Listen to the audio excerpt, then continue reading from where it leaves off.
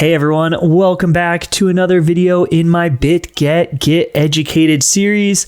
Super excited for this one today. We're going to talk about order books. So it's basically going to be an order book guide for beginners. I really feel like when you first start trading, nobody talks about order books. So you kind of have to learn them yourself. Get yourself into trouble sometimes if you really don't fully understand them, especially if you start using larger size. So we're going to talk about order books today, how to use them, how to avoid mishaps, especially with slippage.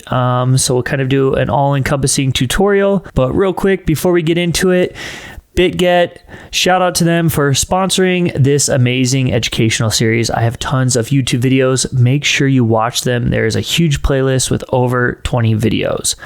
Also, if you want to check out their exchange and you use my link below, you can get 15% off of trading fees on the exchange.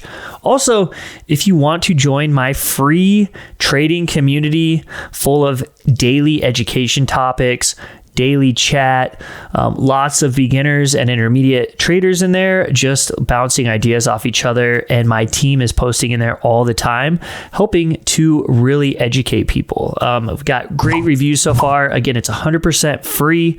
Make sure you go to tradingeducation.io. You can sign up there.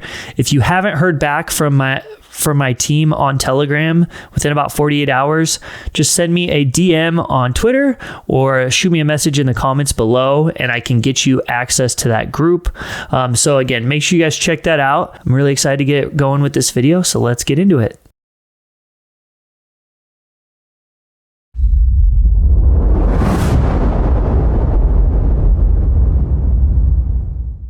All right, guys, let's get into it. We're going to talk about order books today. It's definitely something you can't see on a chart. All right, so there's no way I can tell what the order book looks like on a chart other than maybe some crazy wicks showing me that there's lack of liquidity. But basically, we're going to look at some exchanges today. I'm going to show you how the order books look, how they work. But one thing that a lot of people don't understand or don't quite realize when they start trading is that every time you sell, someone is buying, and every time you buy, someone is selling, right? You have to have somebody to buy or sell. Otherwise, the order books would literally look like this. They would look like nothing. There would be nothing in them. But since people are setting limit orders, okay, so you're going to have a buy side and a sell side. All right, then you're going to have the mean or the actual price, which is right here in the middle. Okay. And then you're going to have prices listed. So if the actual price is, let's just say if I could type here, $5. Okay. Actual price is $5. Can you buy for $5? Well, I don't know. You might not be able to actually buy this for $5. All right. Because you might have some sell limit orders here. And let's just say the first one is $5.25. All right, that's just what we're going to use for an example, and we could go all the way up here to different numbers. And the sell is, the sell would be above. I should switch these colors around. I apologize. My whole video is ruined. So your sell side is going to be $5.25, and your buy side will be, let's just say, $4.90. Okay, so there's a small, 1 to 2% slippage on either direction. Okay, so if I FOMO buy right now, I'm buying at $5.25. And then if I immediately sell seconds later, I'm selling at $4.90. So that's immediately I'm taking like, a 1 or 1.5% loss on that if I just buy and sell. And I don't think a lot of people understand that when they first start trading. They're like, oh, the price is $5. Okay, I'm going to buy this. And then they go, oh no, everything else is dropping. I'm going to sell this. And then they're like, how did I lose $200 in that little amount of time, right? Well, it's because there's a spread here, all right? This is the actual price. This is the spread. There's a 35% spread in this order book. And that's not even the worst spread you're going to see, you guys. Sometimes I've seen order books that are thin and the spread is like this. So now you're talking about a 10% split on each side, which is not ideal. So if you're trying to get in at $5, you need to set your own limit order, which would then push this one down. You set a limit order for $5. And now you literally have to wait for somebody to sell to fill your buys. And that's how it works. I mean, that's a very, very simple explanation. And you're going to see how thin or thick order books are by how many orders are in here. So this is a very thin order book. We can make this a much thicker order book here if we go. And for all intents and purposes, we'll just, we need to do like the...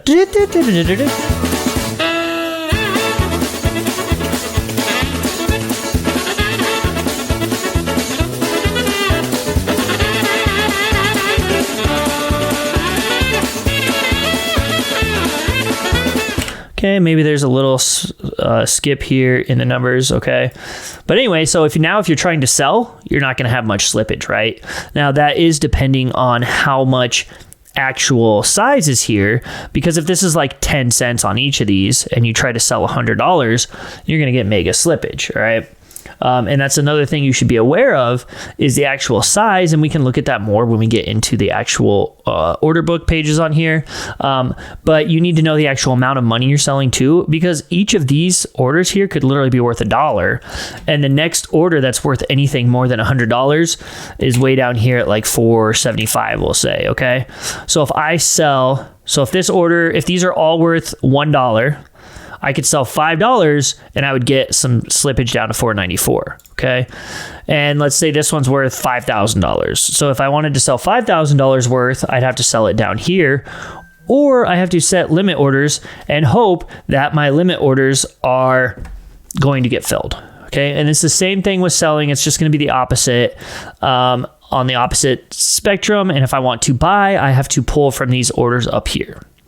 Okay, so if this order is worth $500 here, and the next order of size is at $650, and let's say it's worth $5,000, and I want to buy $510 worth. Okay, so this one's worth $500. This one would then catch the next order. So I would get $500 here, and the rest of the $10 would go here. So that is if I'm market ordering. Okay, that's if I'm doing a market order.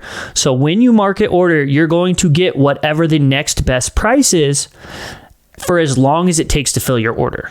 Okay, so if you are in a thin order book, and let's just say, and this is how people get themselves in trouble. Okay, actually, let's just go higher. Let's just say $10. Okay, so let's say this is a very thin order book, and from here to here is only $800. Okay, from here to here is just $800 worth of orders.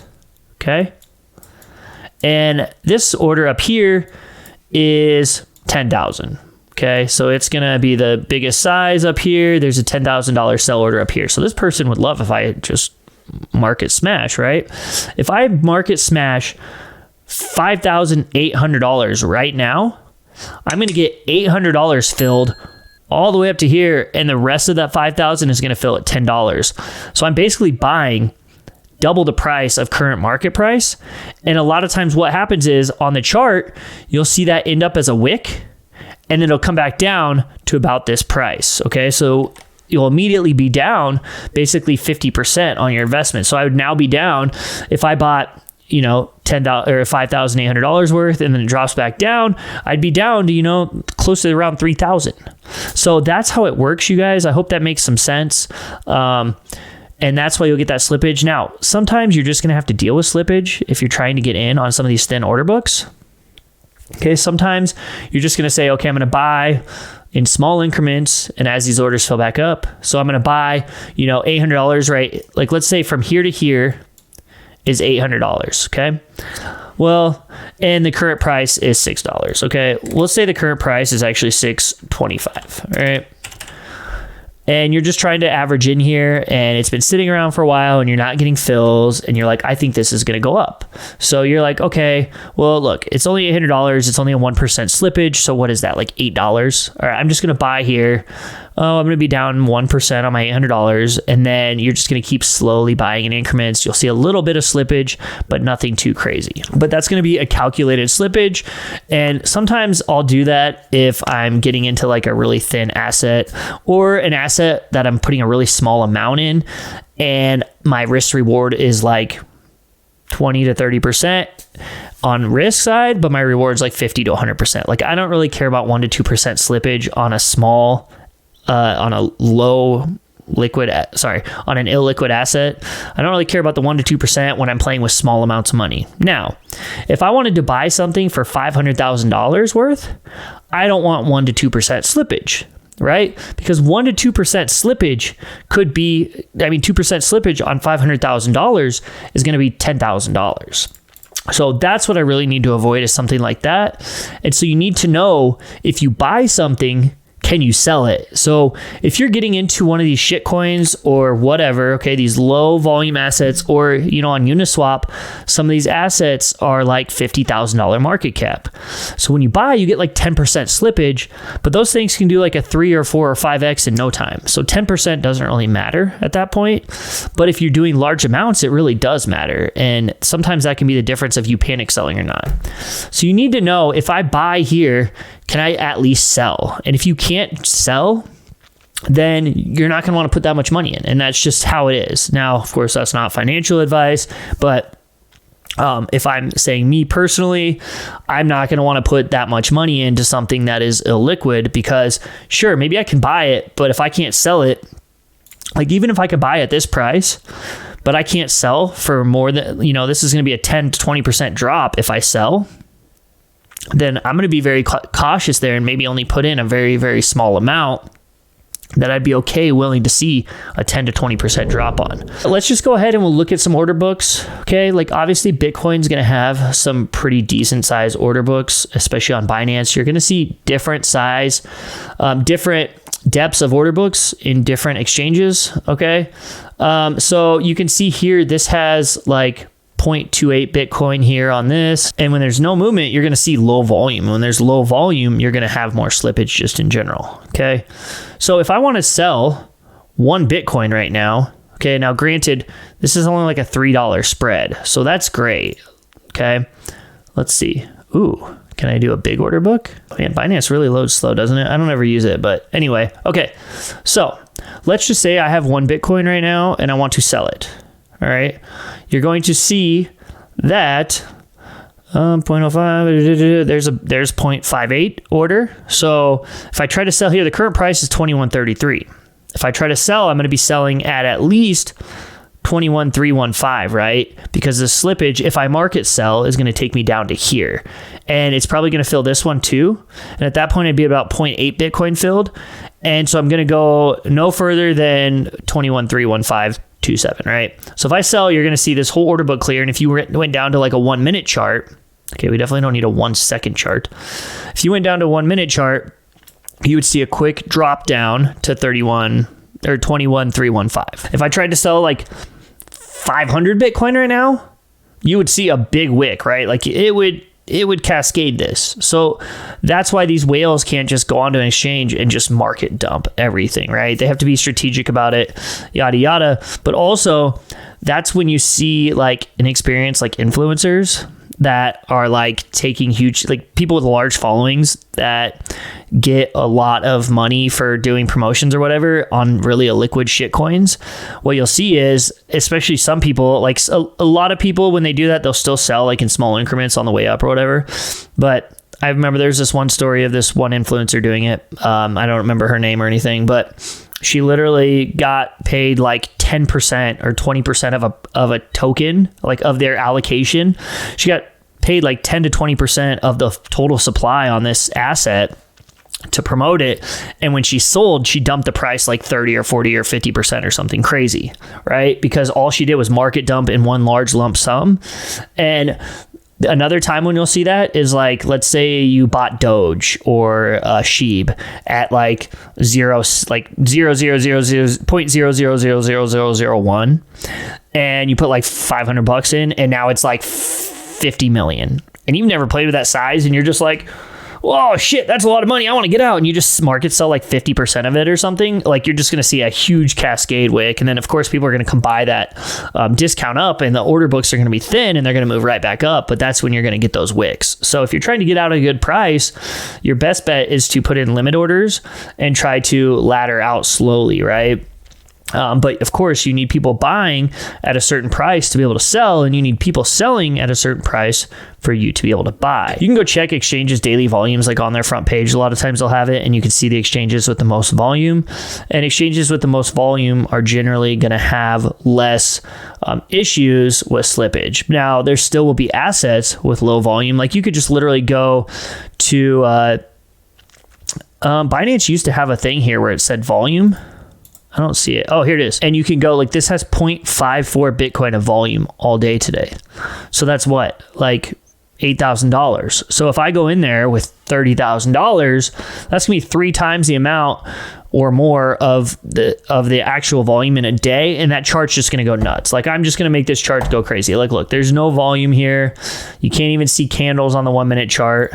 Okay, so if I took $30,000 here and just bought, that would probably skyrocket this thing up like 30% or something crazy, right? So that's what you have to avoid. And if I click here on the volume, the highest volume today, you're going to see Ethereum has really high volume. Like this, if I'm going to trade low time frames, like 1 minute charts or something, that's what I would be trading right now would be Ethereum. Okay, well, and this is Ethereum BTC. I guess we're in BTC pairings in general, so that's fine. It doesn't matter the pairing. I know a lot of you trade USDT pairing, so you're going to see that Bitcoin USDT has the highest volume on the exchange. And you can see that's 58 million volume, so plenty, okay? Plenty of volume here on these top assets. So if I'm scalping, I'm going to be looking at higher volume assets because those are the ones that I can use some size with, and those are the ones that I can get in and out quickly because there's a lot of orders in the order book. Okay, the order book's gonna be a lot thicker, a lot denser, and there's gonna be more people putting in limit orders, so that way I can get out easier in either direction. So then if we come over to KuCoin here, you can see that we actually have some decent volume in here too. So like if I could sell 3 Bitcoin right now at actual price, or even 4 Bitcoin right now, right? Like there's not gonna be any slippage to the downside on this chart right now if I just market sell. Now, if I'm trying to buy and these walls are in my way, I'm gonna have a hard time buying unless somebody just nukes through that wall, right? Now, the one thing I will say is that I don't always take orders in the order book for 100% granted, because there will be times where algorithms and bots will be literally propping up the chart. They'll be putting in an order here, and then people will be like, okay, here's a pretty good example, you guys. So basically what I've done here is I've moved this into another form so it's not moving around. But sometimes you'll see an asset will have a large order right here. Whoops, wrong color. They'll have a large order right here, and it'll just be sitting there. And as soon as somebody tries to buy, they'll pull that order. Okay, and then that can lead to a drop. And not only that, but like, let's say that this order was actually like down here. Okay, this large order was down here, which is a little bit below price, but that's where a lot of people will tend to put their stop losses, right? Because they'll be like, oh, that's a big order. And sometimes you'll see it'll be like 113 Bitcoin, or if you're on a different chart, you'll see it'll be like, I've seen it before, just like $5 million worth of a random altcoin. And you're like, oh man, that's a lot. Like there's no way that wall is ever breaking. And they're not actually trying to buy. They just have that wall set there. And as soon as they see like some liquidity come in, they can pull the wall, sell on that liquidity, and drop the, basically rug pull the chart. So a lot of times these orders are fake. Sometimes you'll see where you actually try to buy, like you set a limit order here, and a limit order of much bigger pops up right in front of your order. And then so you pull your order away, and then that order goes away. And then you add your order back, and then the bot comes right back in front of you with a bigger order. And what they're trying to do is get you to raise your order price. So you'll be like, well, I can't buy it 31,323.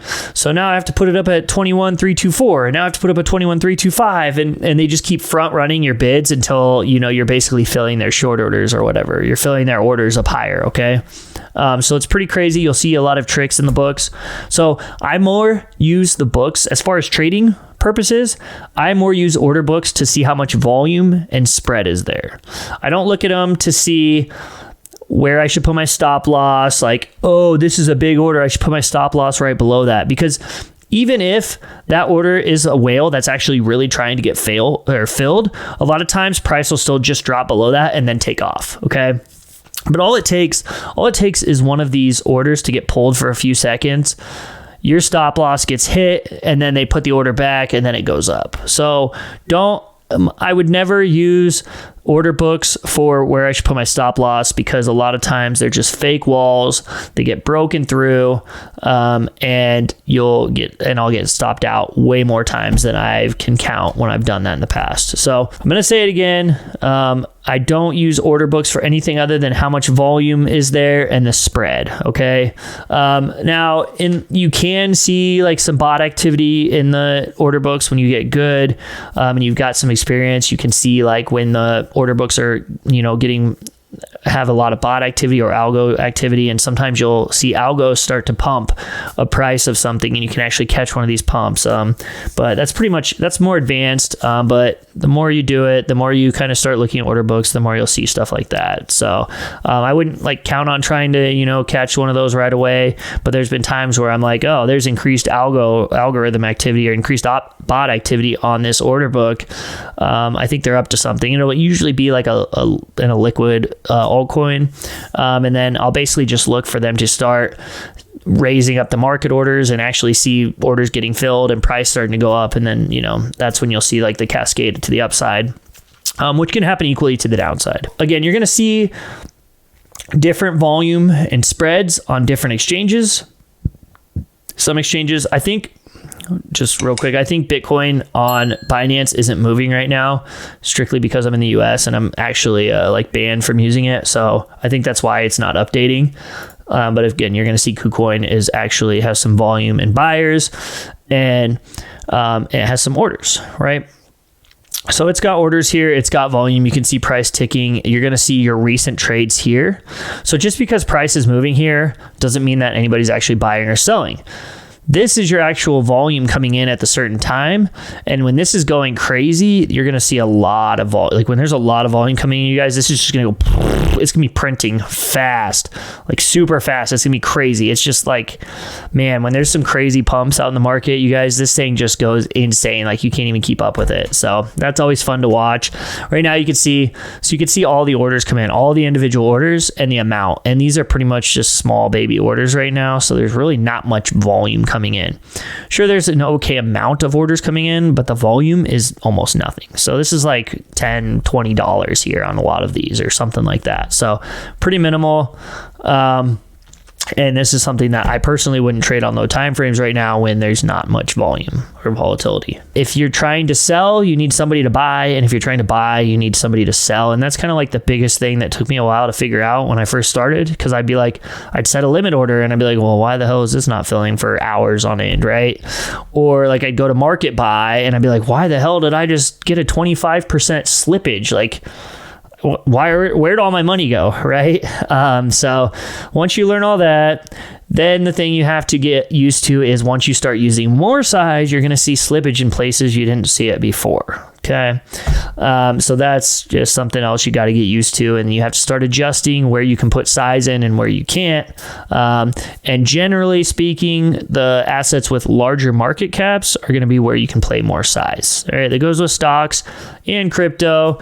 And even just for like your stop losses, you should be aware of like how much liquidity is in there, because a lot of times people will put a stop loss on Binance and it won't get filled because they did a stop limit, whereas the limit order is getting filled at that price, but there was no other orders to fill it, so it didn't fill. So I prefer to do stop market on exchanges if they have it. Otherwise, if I do a stop limit on an exchange, I'm going to do a wide spread just in case there's not enough orders to fill it up at my level. It'll fill along the way. But again, you need to be aware of that and be able to calculate your slippage just in case on that as well. But of course, if you have questions, below, I will answer more questions, and I can do another video if I need to, but this one's really long already. So yeah, hope I didn't bore you guys and hope you enjoyed that. Thank you so much for watching this video. If you enjoyed it, please give it a thumbs up. Please subscribe to my YouTube channel. I'm getting really close to 30,000 subscribers. And you know what, guys? Just thanks for everything, all your support. I'm really happy to be able to make all these awesome videos that are not full of any financial advice at all. This is just education from what I've learned and how to kind of navigate the charts. But anyway, you guys, thanks again for watching, and I will see you next time. Peace.